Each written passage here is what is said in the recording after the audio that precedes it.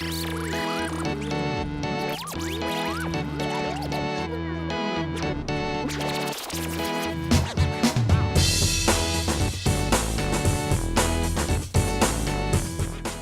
Richard, I'm looking at buttons on top of buttons, turning knobs, Ouija-waji faders, and touch screens.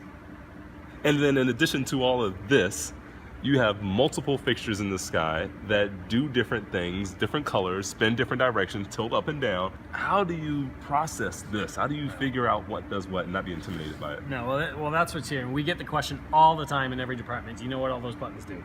Yes. Yes, I know what all these buttons do. And let's go back a whole bunch of years. You would have one fixture that did one thing. It glowed. Yes. And it dimmed. Yes. And that's it. And you would have one fader that would up. go to 100% and go down. And the old consoles, you know, there'd be 88, 140 different faders to access all of those. Now, as the fixtures have more attributes added onto them, you know, the DL fixtures out there have like 181 attributes per fixture. So when you say attributes, combination-wise, it can do.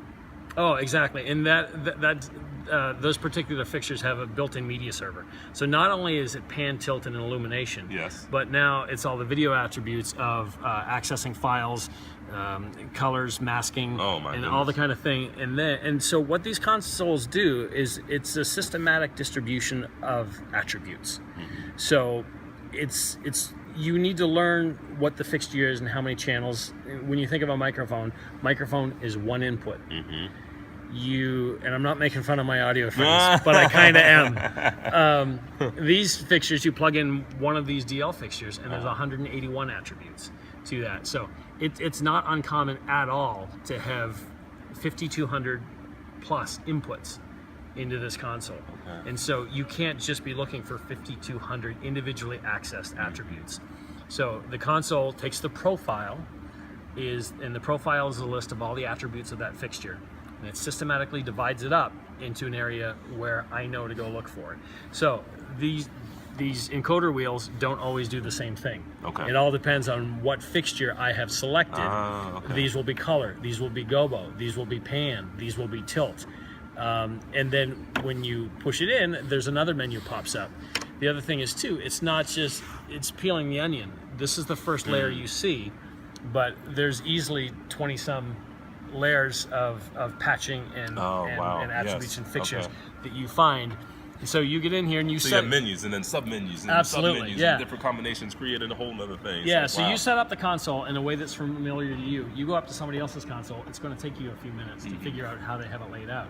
So you save a show, and that's your template, and you get on a new console, you instantly load your template. My clock is always here. My cue list is always here.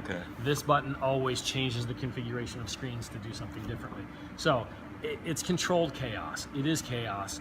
It's difficult to get to the point, and it's just hours of your butt in the seat figuring out what these do. And then when the muscle memory takes over, that's when it looks easy, just like anything that you learn the skill on.